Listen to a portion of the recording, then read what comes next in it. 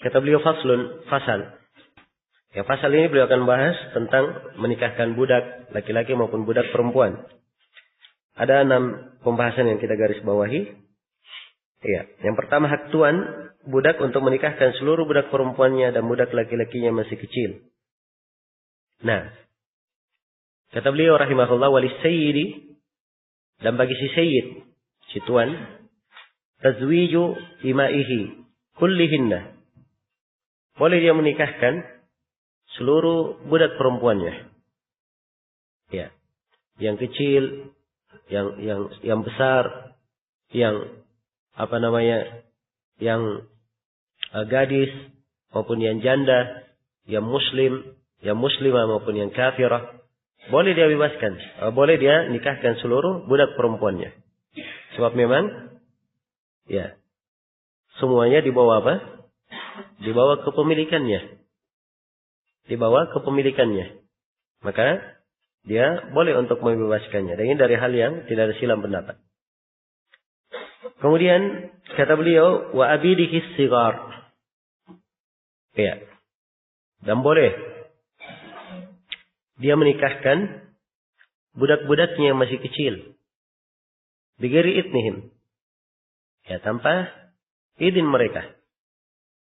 Baik. Jadi kalau budaknya masih kecil, ya, budak laki-lakinya masih kecil, maka tuannya boleh untuk menikahkannya. Walaupun misalnya dia tidak mau, ya, tuannya boleh untuk apa? Untuk memaksanya. Iya. Jelas ya? Nah, berbeda dengan budak yang apa? Sudah dewasa. Kalau budak dewasa tidak boleh dipaksa oleh dia. Karena nikah itu adalah hak siapa? Si budak itu. Ya sudah murni masuk ke dalam haknya. Maka dia tidak boleh dipaksa di situ. Sebagaimana si budak tidak boleh dipaksa oleh tuannya untuk mentalak istrinya kalau dia sudah menikah. Maka demikian pula di dalam nikah dia tidak boleh dipaksa untuk apa? Untuk nikah. Baik. Jelas ya? Kemudian kata beliau walahu tazwiju amati. Ya.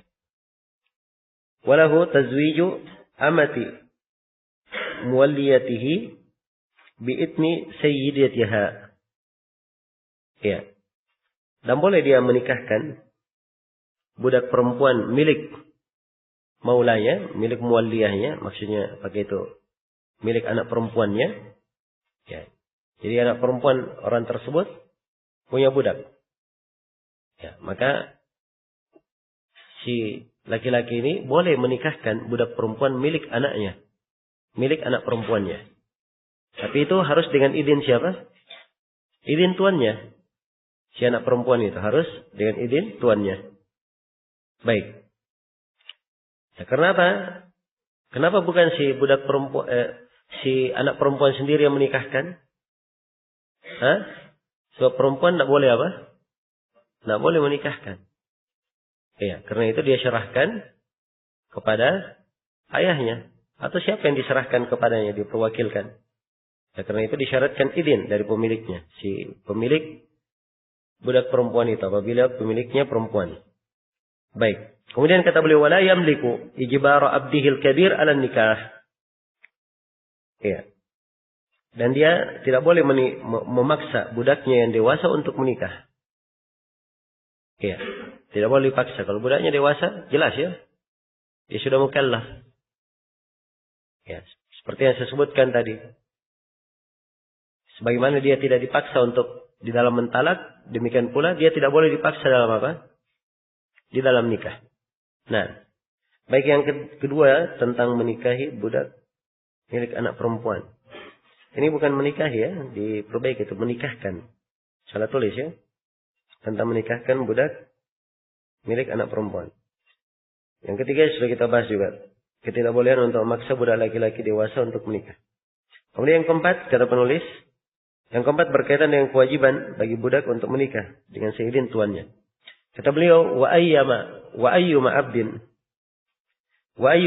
tazawwaja bighairi idni mawalihi fahuwa ahir. Budak apa saja yang menikah tanpa izin mawalihi, izin maulanya, maka dia adalah seorang akhir, seorang pezina. Nah ini telah berlalu apa yang disebut oleh Ibnu Qudamah di sini, ini potongan dari hadits ya. Potongan dari hadits, yaitu hadits Jabir riwayat At-Tirmidzi. Iya. Baik. Kemudian kata beliau, fa in dakhala biha famahruha fi raqabatihi ka jinayatihi. Kalau misalnya ada budak yang tidak mengikuti ketentuan ini, ya dia menikah tanpa seizin tuannya. Kemudian dia sudah dukhul terhadap perempuan yang dia nikahi. Maka maharnya siapa yang tanggung? Ya maharnya di dalam raqabahnya, di tanggungan kepalanya. Sebagaimana kalau dia berbuat jinayah. Sebagaimana kalau dia berbuat apa? Jinayah. Dia berbuat perbuatan kriminal misalnya.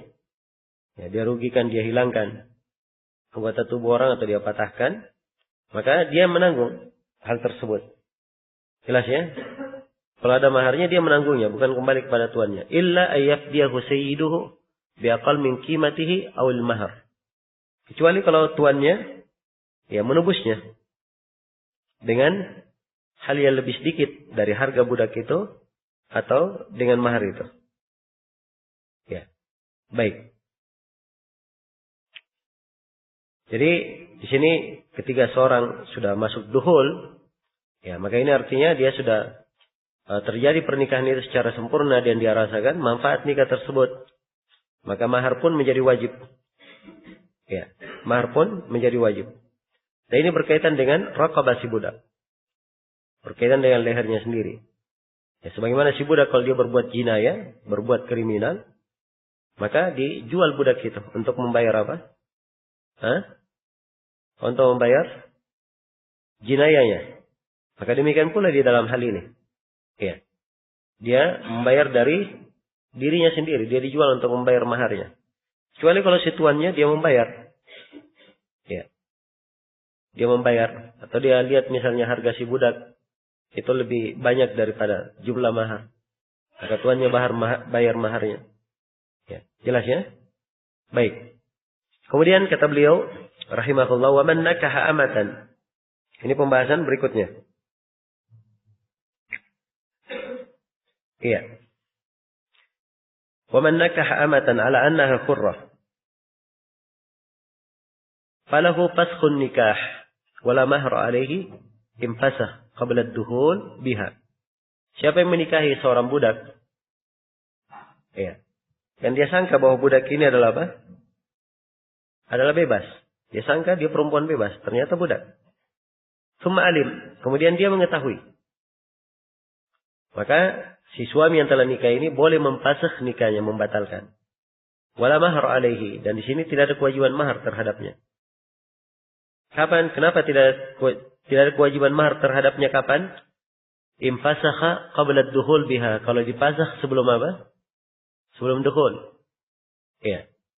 Tidak ada mahar. Sebab artinya yang menjadi sebab terjadinya perpisahan adalah perempuan sendiri.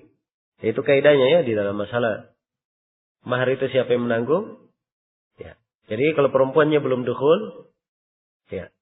Kemudian diceraikan, maka dilihat siapa yang menceraikan.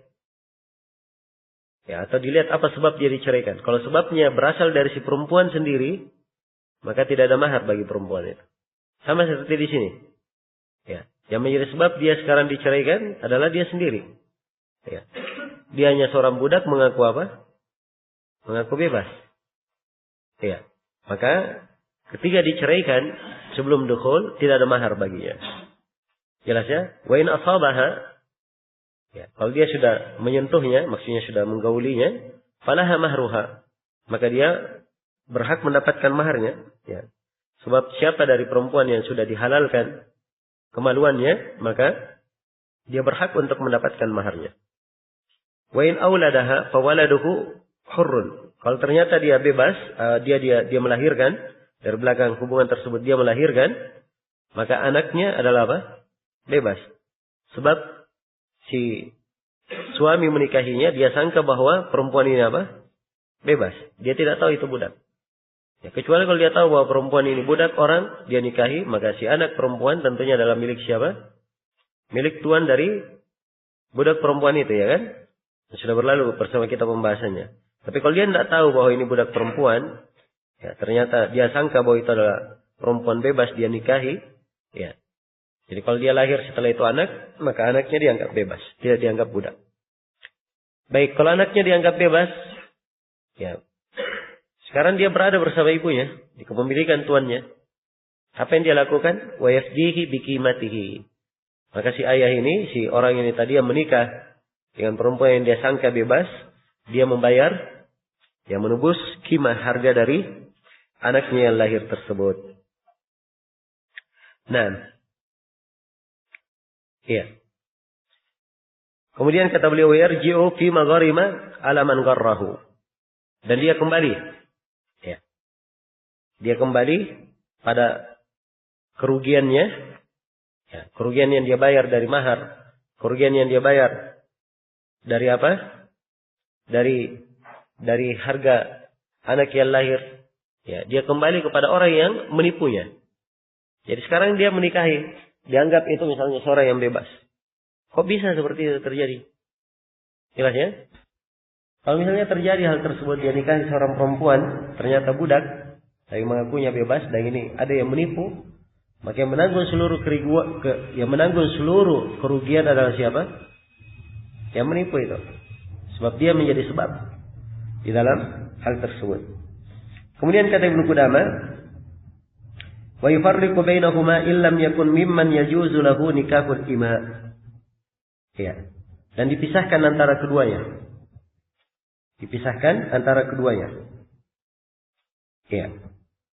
Kalau memang dia dari orang yang tidak boleh menikahi budak perempuan. Ya. Jelas ya? Kalau dia masuk dalam orang yang tidak boleh menikahi budak perempuan, maka nikahnya dianggap sebagai nikah yang fasid. Ya. Sebagai nikah yang fasid. Jelas ya? Ini sudah berlalu di pembahasan, sudah berlalu atau akan datang nanti, bahwa seorang yang bebas tidak boleh menikahi apa? Menikahi budak perempuan. Ya. Kecuali di kondisi apa? Di kondisi mendesak saja. Dan akan datang nanti penjelasannya. Baik. Jadi kalau di kondisi wajar menikahi budak, maka ini asalnya nikahnya apa? Nikahnya tidak syah. Nikahnya tidak syah. Nah, kemudian ketahui fa in kana mimman yajuzu lahu. Ya, kalau ternyata setelah dia tahu, ya. Dan dia ini dari orang yang boleh menikahi budak, farabi lalu dia ridha, tetap dia di atas nikahnya, fama waladat ba'da ridha fa huwa raqiq. Maka anak yang lahir seridha tersebut, maka itu dihitung sebagai apa? Dihitung sebagai budak. Ya. Karena ya dia sudah tahu bahwa budaknya istrinya ini bukan orang bebas, dia sudah tahu bahwa itu budak dan dia ridha, maka anaknya adalah apa? Adalah budak. Baik, selesai sudah pasal ini.